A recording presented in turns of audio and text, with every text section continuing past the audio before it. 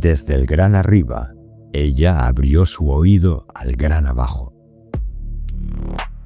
Así empieza el poema más antiguo que conservamos sobre alguien que decidió voluntariamente bajar al inframundo. Tiene 4000 años y aparece en unas tablillas de barro encontradas en Nippur, hoy Irak. Está escrito en sumerio, 1000 años antes del mito de Perséfone y 1500 años antes de Cristo. Así que cuando lo grabaron por primera vez en arcilla húmeda con un punzón de caña, el mito ya era viejo. Y lo que cuenta es que Inanna, una diosa joven, poderosa, reina del cielo y de la tierra, oye un sonido que viene de abajo, de muy abajo, y decide bajar. Todo lo que pasa después es como el modelo original de un mito que va a repetirse en todas las culturas humanas durante los siguientes 4 milenios. Y que sigue repitiéndose hoy, en tu vida, en la mía y en la del que está mirando este vídeo sin saber muy bien por qué le ha llamado el título. Comenzamos.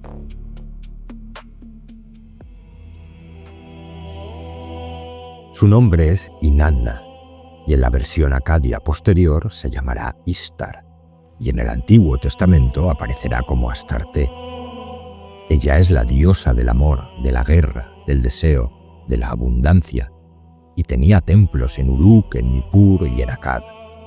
Y un día, sin que el poema explique del todo por qué, empieza a oír una llamada que viene del inframundo. Su hermana mayor, Ereshkigal, reina del país sin retorno, acaba de quedarse viuda. Su marido, Gugalanna, el toro celeste, ha muerto. Inanna decide bajar a darle el pésame. Pero antes de bajar hace 2 cosas. La primera es que se viste con todo lo que tiene, y son un montón de cosas. Toma los 7 me, 7 decretos divinos o 7 poderes, y se los pone encima como adornos.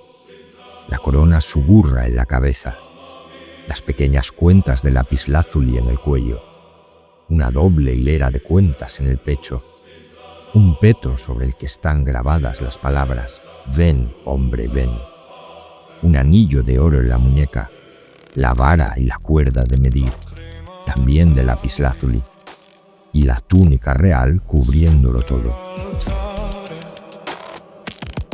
Y lo segundo que hace, antes de partir, deja instrucciones a su sirviente consejera, Ninsubur. Le dice que si ella no regresa en 3 días, debe llamar a los grandes dioses, pedirles ayuda y sobre todo acudir a Enki, el dios de las aguas profundas y la sabiduría, porque solo él, dice Inanna, conoce el secreto de la vida. Vamos, que Inanna sabe muy bien que va a algún sitio del que tal vez no vuelva, y aún así baja. Entonces llega a las puertas del inframundo, pero el portero, Neti, la detiene y le pregunta quién es. Ella responde: soy Inanna, reina del cielo. Neti entonces marcha a consultar con Ereshkigal, y la respuesta de la hermana del inframundo es perturbadora. El poema dice que se da una palmada en el muslo y se muerde el labio. Algo que solo se hace cuando alguien sabe lo que va a pasar y le duele de antemano. Las instrucciones de Ereshkigal a Neti son precisas. Cierra las 7 puertas y luego ábrelas una a una, pero en cada una le quitas algo a Inanna. En la primera puerta le quitan la corona, en la segunda las cuentas pequeñas de lapislázuli, en la tercera la doble hilera del pecho, en la cuarta el peto que decía «Ven, hombre, ven», en la quinta el anillo de oro, en la sexta la vara y la cuerda de medir, y en la séptima, la última, le quita la túnica real. Así se hace, e Inanna entra en la sala del trono de su hermana, desnuda y agachada. sin nada que la identifique, sin nada que pruebe quién es y sin nada que la proteja. Y entonces Ereshkigal hace lo que estaba destinado. Ereshkigal se levanta del trono y le clava lo que el poema llama el ojo de la muerte, una mirada, solo una mirada. Pero Inanna se desploma y el cuerpo de la reina del cielo es colgado de un clavo en la pared, como carne podrida, dice el texto, sin ceremonias ni honor, sin distinción. 3 días pasan y 3 noches.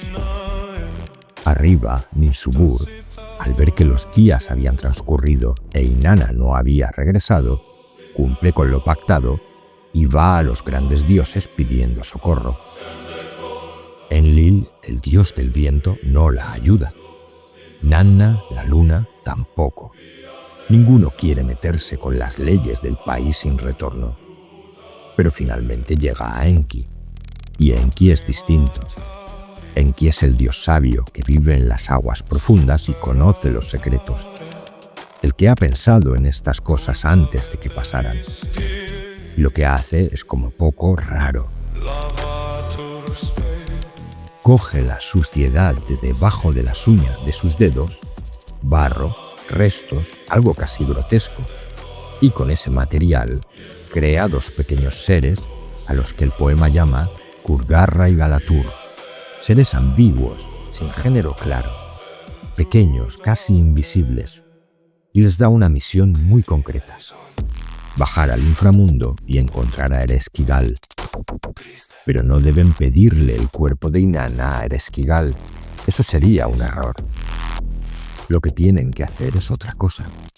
Tienen que escuchar a Ereshkigal gemir, lamentarse, porque resulta que Ereshkigal está gimiendo, dando a luz a algo, sufriendo en su trono mientras nadie la mira. Y deben lamentarse con ella, decirle: «¡Qué dolor, hermana!», repetir su queja y acompañar su lamento sin intentar arreglarlo. Y eso funciona. Ereshkigal, conmovida porque por primera vez alguien comparte su dolor sin tratar de salvarla, les ofrece un regalo. Y los pequeños seres saben qué pedir: aquel cadáver de Inanna colgado de la pared. Ereshkigal accede, lo entrega y le dan a Inanna el alimento de la vida y el agua de la vida. Inanna entonces resucita y se levanta. Pero claro, no todo es tan fácil, porque el inframundo tiene una ley antigua y absoluta. Nadie sale sin dejar a alguien en su lugar. ¿Cómo lo harán? Muy sencillo. Buscarán a otro en la superficie para sustituir a Inanna. Así que Inanna sube acompañada por una guardia de demonios que serán los encargados de decidir quién sustituirá a Inanna en el inframundo. Comienzan la búsqueda y primero encuentran a Ninsubur en duelo, vestida con harapos, llorando la muerte de Inanna, y no la toman. Después encuentran a sus hijos también en duelo y tampoco los toman. Y finalmente ven a Dumuzi, el esposo de Inanna, sentado tranquilamente en su trono, bien vestido, sin haber perdido peso, sin haber llorado. Para él la vida arriba siguió como si Inanna nunca se hubiera ido. Inanna, recién resucitada, lo mira y le clava a él el ojo de la muerte, lo maldice, y Dumuzi es llevado al inframundo.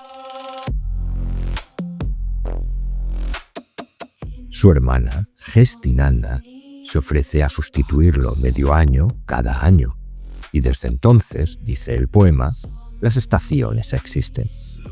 Medio año uno arriba, medio año el otro abajo, y al revés. Hasta aquí el mito, y a partir de aquí lo que de verdad nos interesa.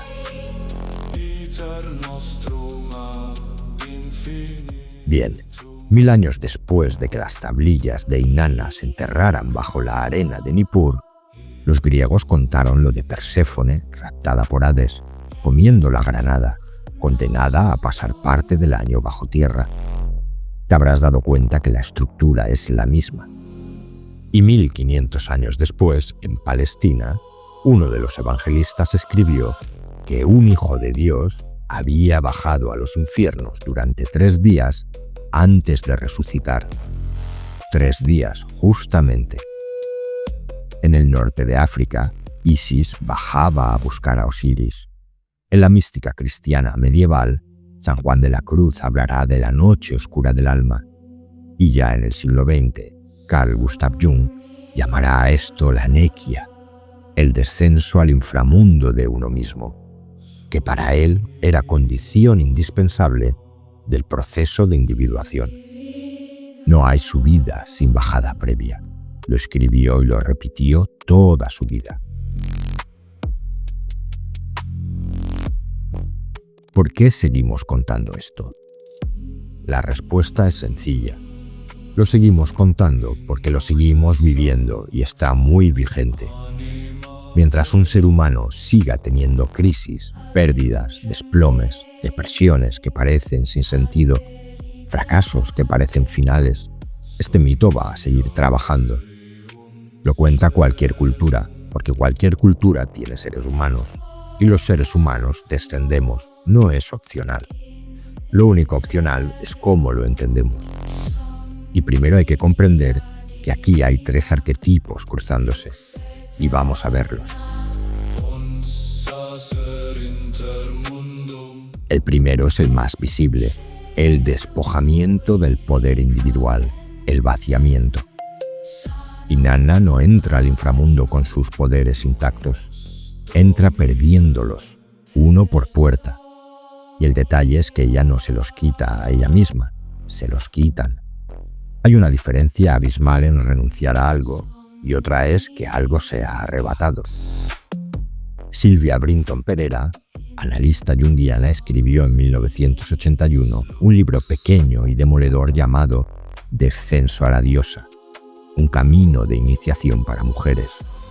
Aunque ella la formuló desde la psicología femenina, vale para todos. Perera dice que cada uno de nosotros vive arriba con una serie de adornos, con una serie de roles, identidades, cosas que creemos que somos, pero que en realidad nos visten. La profesión, la función familiar, las opiniones políticas, la imagen pública, la reputación. Eso es los 7 poderes de cada cual.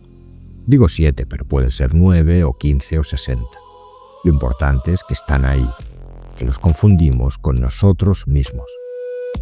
¿Y qué es entonces lo que pasa cuando la vida nos despoja de ellos? Pasa que durante un tiempo no sabemos quiénes somos, porque hemos vivido tantos años identificados con la corona, las cuentas, el peto, que sin esos objetos no sabemos qué somos. Cualquier persona que haya pasado por una jubilación, por un divorcio inesperado o por un diagnóstico médico serio, por la muerte de un padre, por un hijo que se va, sabe exactamente de qué estoy hablando. Es la sensación de que te están quitando capas y al final estás desnudo. Y la desnudez no es la muerte real, sino una muerte simbólica que te deja en la esencia de lo que eres y nada más. El mito sumerio ya decía algo a lo que nosotros seguimos resistiéndonos a aceptar, que hay procesos de transformación que no se pueden hacer si no te has vaciado antes de todo lo superficial. El segundo arquetipo es el más oscuro. Es la hermana del fondo, del mundo subterráneo. Ereshkigal no es una villana malvada. Es lo que Carl Gustav Jung llamaría la sombra, lo que en nosotros está enterrado, exiliado, mantenido bajo tierra para que la vida de arriba pueda seguir funcionando. Y lo que, leyendo el mito desde la psicología femenina, se identifica con todo lo que la cultura ha despreciado de lo femenino. La rabia honesta, el deseo no domesticado, la melancolía que no se cura. Pero esto, repito, vale para todos. Cada uno tiene su Ereshkigal. Cada uno tiene una hermana en el fondo esperando. Y el ojo de la muerte que ella clava no es una maldición ni una agresión. Es una mirada que ve a Inanna desnuda y ve también todo lo que Inanna no quiere mirar. Ese acto en el mito mata, pero mata simbólicamente, porque a quien mata es a la Inanna que vivía arriba sin haber bajado nunca, o ese ego heroico que se creía completo. El psicólogo James Hillman, uno de los junguianos más interesantes del siglo XX, desarrolló una idea muy profunda. Decía que el alma necesita romperse a pedazos, que la depresión, la angustia, la fragmentación no son enfermedades a curar, son expresiones del alma profundizándose en sí misma. Su libro El sueño y el inframundo, de 1979, es un ataque directo a la psicología popular que insiste en que los síntomas hay que eliminarlos. Hillman dice exactamente lo contrario. Hay que bajar al síntoma, vivir y sentir ese inframundo, quedarse rendido y colgado como Inanna durante 3 días. ¿Y por qué 3 días? Porque el alma necesita un tiempo de no estar funcionando, de estar quieta, de estar incubando para que algo nuevo nazca. Si Enki hubiera rescatado a Inanna a las 2 horas, no habría rescate. Pero Enki es el dios de la sabiduría y sabe que hubiera interrumpido el proceso. Pregúntate dónde está tu Ereshkigal, cuál es tu sombra. Porque en palabras sencillas, lo que el mito y la psicología profunda dicen es que algunos descensos son necesarios. Son la única forma que tiene el alma de bajar a buscar lo que la conciencia ha olvidado. Y mientras uno se resista a bajar y se quede arriba con sus adornos, Ereshkigal va a seguir gimiendo en el sótano sin ser escuchada. Y te advierto que tarde o temprano eso sube como un síntoma, como un insomnio, rabia inexplicable o cualquier sensación molesta o que no te gusta.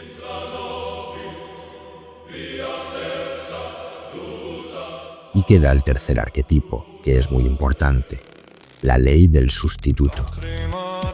Inanna no vuelve igual a la superficie, vuelve pero con una guardia de demonios siguiéndole los pasos para cobrar. Porque el inframundo no perdona, y lo que ha bajado tiene que dejar a alguien abajo. Cuando Inanna vuelve no es la misma y su mirada ya tiene el ojo de la muerte. Tiene una nueva capacidad adquirida del mundo de abajo y la usa para juzgar a Dumuzi sentado en el trono, ajeno al duelo y el dolor. ¿Qué se queda en el sótano cuando bajamos? Algo de nosotros que no puede subir con nosotros. Una versión inocente, lo que la analista María Luise von Franz llamó el complejo del puer eternus, el niño eterno, y lo que Hillman desarrolló como puer y senex. La parte de uno que se quedó es la que esperaba que la vida fuera siempre amable, que nada doliera y que las cosas se arreglaran solas. Esa parte, después de un descenso real, no sube, y así debe ser. Dumuzi, sentado en el trono, ajeno a todo, es esa parte. No participa del duelo de los demás y asume que todo va a seguir igual. Esa parte es la que será enviada abajo. Además, un detalle. Gestinanna, la hermana de Dumuzi, se ofrece a sustituirlo medio año. Por eso dice el mito en una de sus lecturas que hay estaciones. Pero la lectura simbólica es más interesante. Lo que se queda abajo no se queda para siempre. Vuelve. Hay un ciclo. Después de un descenso viene un retorno. Pero después de un tiempo arriba viene otro descenso. La individuación, el proceso de completarse como individuo, no es lineal. Como digo, es cíclico. El que cree que ha bajado una vez y ya está iniciado, va a tener que volver a bajar antes o después. Estos 3 arquetipos están operando ahora y son fáciles de reconocer en cualquier persona común si uno mira con atención. Por ejemplo, el proceso arquetípico del despojamiento se ve en alguien que llevaba 30 años siendo el director. Cuando se jubila, espera el merecido descanso de toda una vida de trabajo. Está feliz, pero lo que recibe inicialmente, en cambio, son muchos meses de vacío que no entiende y no conoce. Ni siente del todo felicidad, ni es libertad. Es desnudez. Las 7 puertas se le cerraron en una sola tarde, y al otro lado del 7º despacho está él, sin saber muy bien quién es sin su tarjeta de visita ni sus obligaciones diarias. Eso que él puede vivir como fracaso y que no comprende, el mito sumerio lo llamaría el despojamiento. ¿Y dónde vemos el ojo de la muerte? Pues aparece en una mujer o un hombre que entra en una depresión que no se explica. La gente alrededor le dice que tiene una vida envidiable, pero algo dentro sí ve lo que la conciencia hace tiempo dejó de mirar. Ese estado que la medicina trata como enfermedad es muchas veces, no siempre, pero muchas veces, el alma cumpliendo su trabajo. Lo que Hillman llamaría función patologizante. La cosa duele porque tiene que doler. Dejaste de ver algo, de hacer algo o de sentir algo. Olvidaste algo que era importante o que te gustaba. Y se sale de ahí solo cuando se ha bajado del todo y se vuelve a ver lo olvidado, no antes. Y el arquetipo del sustituto se manifiesta, por ejemplo, en alguien que vuelve después de una crisis larga y se da cuenta de que ya no puede vivir como vivía. Las amistades superficiales se caen. Los planes antiguos ya no valen. Algo se quedó abajo, y aunque al principio se siente como una pérdida, más tarde, a veces años más tarde, se entiende que esa pérdida era exactamente lo que se necesitaba. Que el Dumuzi que se quedó en el trono, ajeno al duelo, ya no sirve.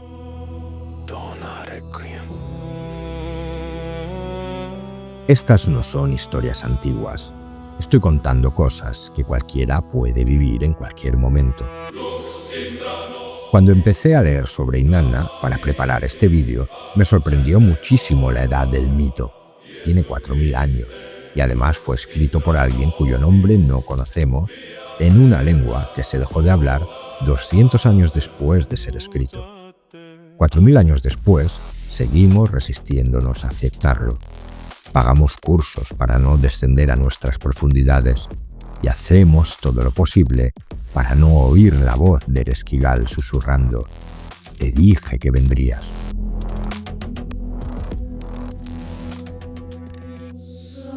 Quizá lo más honesto que se puede decir es que mientras las grandes religiones cambian, los mitos sobreviven, porque cuentan cosas que la psique humana sigue necesitando que le cuenten. Más allá del nombre concreto, Inanna, Perséfone, Istar, Cristo. Lo que estos relatos enseñan, todos ellos, es que el descenso no nos lleva a la nada, sino a lo que esencialmente somos cuando ya no se puede sostener más lo que creíamos ser. Gracias.